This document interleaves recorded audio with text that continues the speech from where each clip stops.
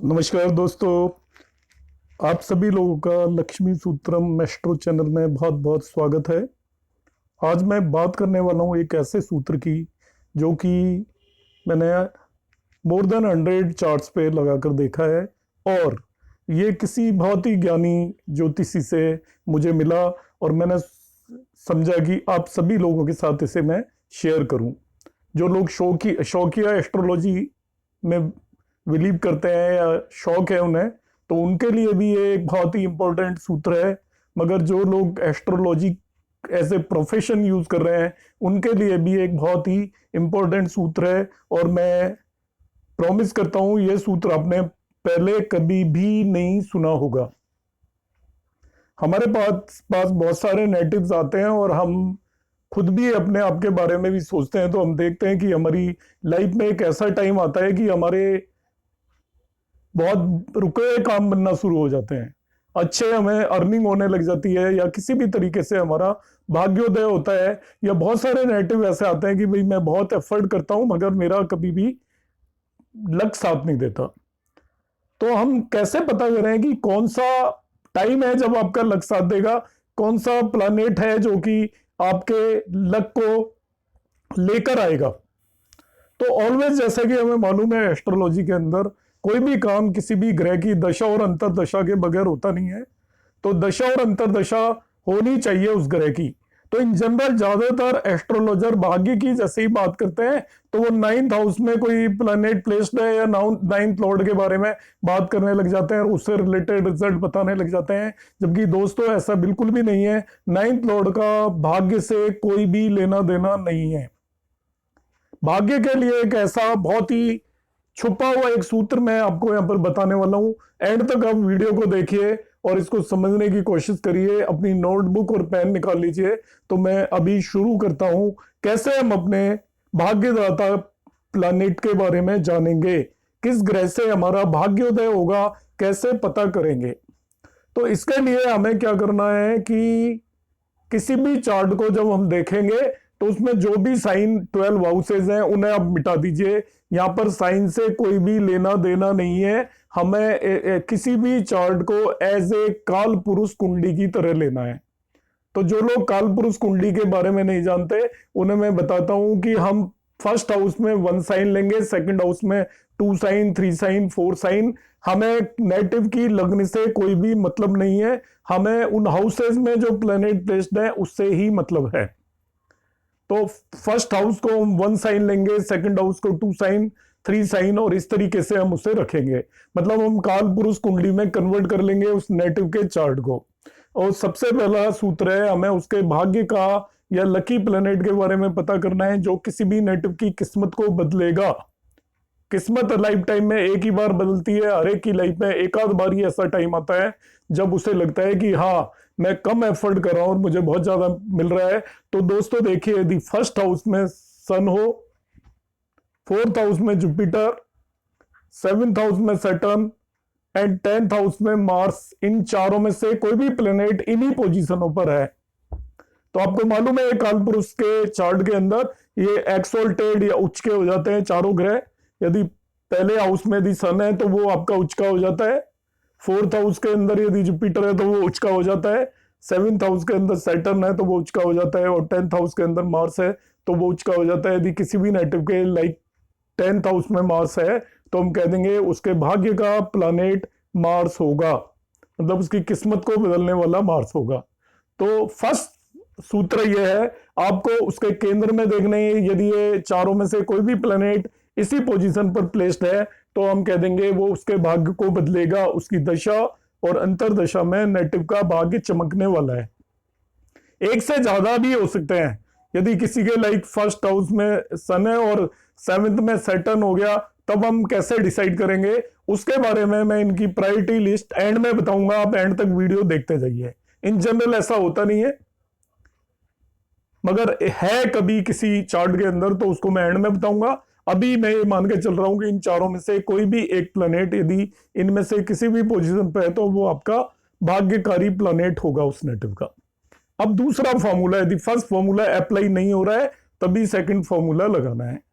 कि सपोज केंद्र में वो चारों में से कोई भी प्लेनेट उन्हीं जगहों पर नहीं है, तो अब हमें देखना है आउटसाइड केंद्र उच्च के या एक्सोल्टेड प्लेनेट्स की पोजीशन देख लीजिए। ये सेकंड फॉर्मूला है। फर्स्ट फेल हो गया तब सेकंड लगाना है कि moon is in second house, Rahu is in third house, Makar is in sixth house, Ketu is in ninth house and Venus is in 12th house. आपको मालूम है काल पुरुष की कुंडली के अंदर ये एक्सोल्टेड हो गए, उच्च के हो गए। इनमें से कोई भी प्लेनेट इन्हीं पोजीशंस पर प्लेस्ड है तो वो आपका भाग्य उदय करने वाला प्लेनेट हो जाएगा। उसकी दशा और अंतर्दशा के अंदर आपका भाग्य पलटने वाला है। इनमें भी यदि एक से ज्यादा है तब आपको क्या ऑर्डर प्रेफर करना है, that I will tell you in the last section of the video.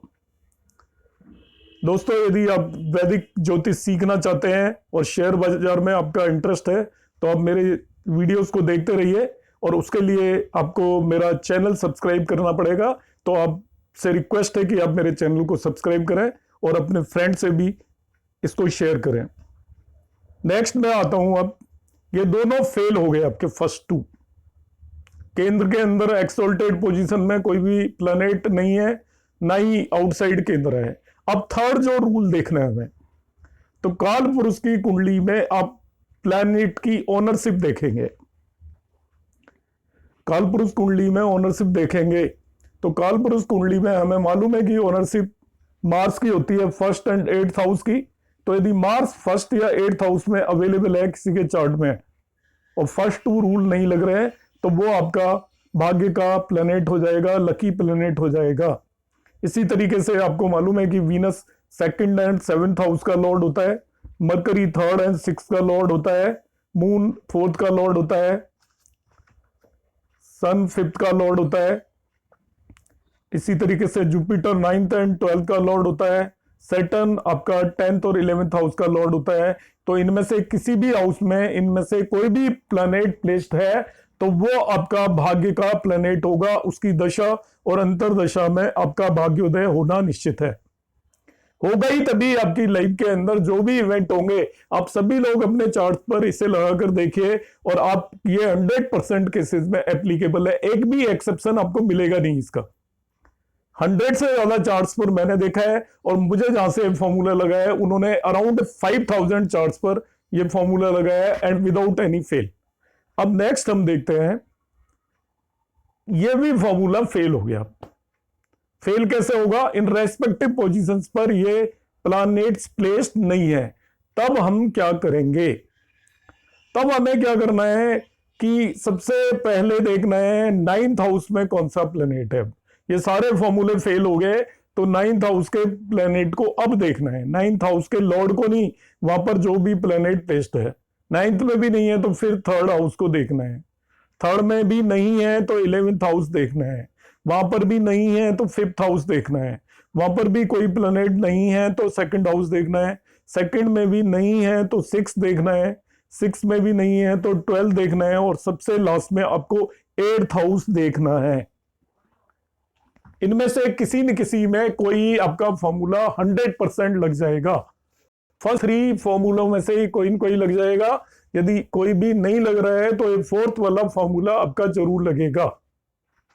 जो भी प्लैनेट इन हाउसेस के अंदर प्लेस्ड है वो आपका भाग्योदय करेगा। उसकी दशा और अंतर्दशा के अंदर हम कह सकते हैं कि नेटिव का भाग्य चेंज होने वाला है।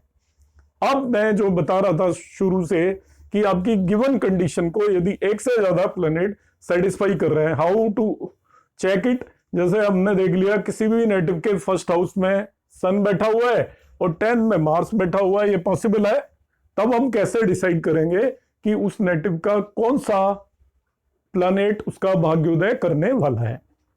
या लाइक फर्स्ट में आपका सन है, 4th के अंदर जुपिटर है, और ऐसा एक से ज्यादा केसेस में हो सकता है।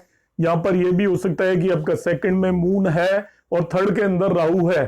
तो हम कैसे डिसाइड करेंगे कि कौन सा आपका भाग्योदय करेगा? तो उसके लिए ऑर्डर है, आप इसे नोट कर सकते हैं। जुपिटर मोस्ट प्रिफर्ड होगा, उसके बाद आपका सन होगा, moon, Mars, then Venus, Mercury, Rahu, Saturn and Ketu. जैसे आपका जुपिटर और सन दोनों प्रेजेंट है और दोनों ही आपके मेरे फॉर्मूले के हिसाब से भाग्योदय करने वाले हैं। तो जुपिटर आपका भाग्य का प्लैनेट होगा। आप नेटिव को बता सकते हो, चार्ट में देखोगे उसकी जुपिटर की दशा और अंतर्दशा कब आने वाली है, तो उस पीरियड के अंदर उस नेटिव का भाग्योदय होगा। तो आप इसे अपने चार्ट्स पर भी अप्लाई करें, और आपके पास कोई चार्ट्स पता है और आपको मालूम है कि नेटिव के साथ कोई अच्छी चीज हुई है किस पीरियड में, तो आप उसे अप्लाई करके कमेंट बॉक्स में कमेंट भेजें, जिससे कि मेरी ये रिसर्च आगे बढ़े और हम लोग मिलकर नई नई चीजें खोज पाए। क्योंकि क्लासिक्स के बेस पर प्रेडिक्शन देना इज वेरी डिफिकल्ट। तो इस तरीके के मैं ट्रिकी फॉर्मूलाज जो कि बहुत रेयर हैं लेकर आता रहता हूं। तो आप मेरे वीडियोस को देखते रहिए, और यदि आपको पसंद आते हैं फॉर्मूले तो उन्हें यूज करें और लाइक करें मेरे चैनल को। Thank you.